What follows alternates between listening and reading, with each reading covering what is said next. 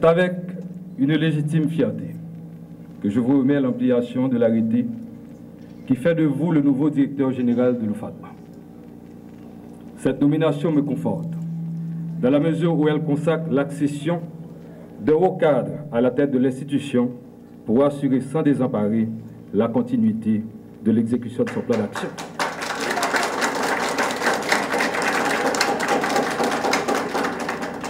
Je prends occasion pour remercier son Excellence le Président de la République, M. Joseph Michel Martelly, et le Premier ministre, son Excellence Laurent Salvador Lamotte, qui vous ont choisi pour me succéder. Je vous exhorte à prêter une vive attention, en dehors de votre mission spécifique, à tous les projets en cours dont pour la plupart vous connaissez les moindres détails. La Carte Rose combine Solidarité pour la santé, initiative qui tient à cœur le Président de la République, la construction de l'hôpital des Cayes, la construction des pavillons des médecins et des salles privées à l'hôpital de référence à la cité militaire, l'agrandissement du centre traumatologique du Cap-Haïtien, le projet de l'érection du centre traumatologique du parc de Caracol, l'étude actuariale conduite par une firme française, les projets initiés avec la BNC et j'en passe.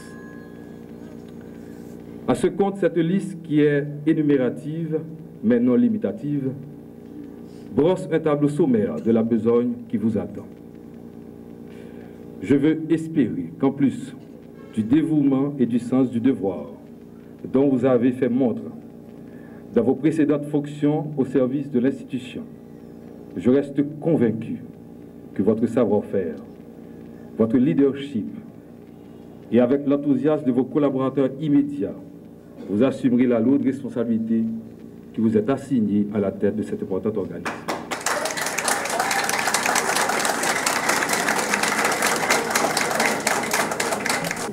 Photo associée.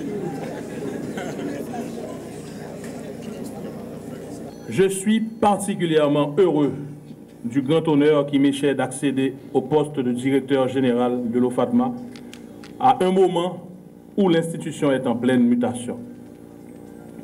J'en prends occasion pour exprimer mes plus vifs remerciements à son Excellence, le Président de la République, M. Joseph Michel Martelly, et son Excellence, le Premier ministre, M. Laurent Salvador Lamotte, qui ont jeté leur dévolu sur moi pour me confier les destinées de cet organisme devenu performant en raison de sa percée ascensionnelle sous l'égide de prédécesseurs émérites. En effet, l'OFATMA, grâce au dévouement inlassable des deux dernières directions, a pris un tournant décisif tant dans l'accomplissement de sa mission traditionnelle que dans la recherche de solutions adéquates pour remplir pleinement son rôle. Je saisis l'opportunité pour rendre un hommage bien mérité à mon prédécesseur immédiat, devenu ministre des Affaires sociales et du Travail, mon inestimable ami, son Excellence, M. Charles Jean-Jacques,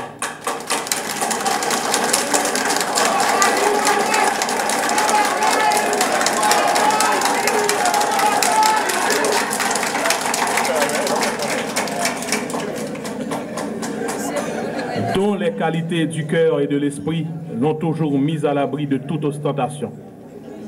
Je vous adresse, Monsieur le ministre, un cordial merci pour vos propos réconfortants et vos judicieux conseils que je verrai à mettre en application en continuant à suivre la voie que vous avez tracée.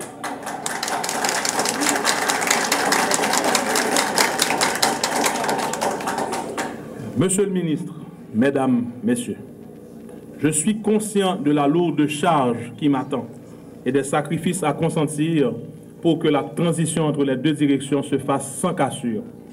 C'est là un défi à relever et dont l'enjeu est à la dimension de l'attente à combler. En effet, Monsieur le ministre, vous venez d'étaler pour moi la panoplie des responsabilités que j'aurai à assumer. Je veillerai à être à la hauteur en m'inspirant des idées forces qui ont caractérisé l'action de mes aînés. Il va sans dire que la réalisation des objectifs à atteindre requiert un travail opiniâtre en synergie avec toutes les composantes de l'institution que je m'évertuerai à mobiliser. La tâche n'est pas aisée, mais elle n'est pas difficile non plus dans la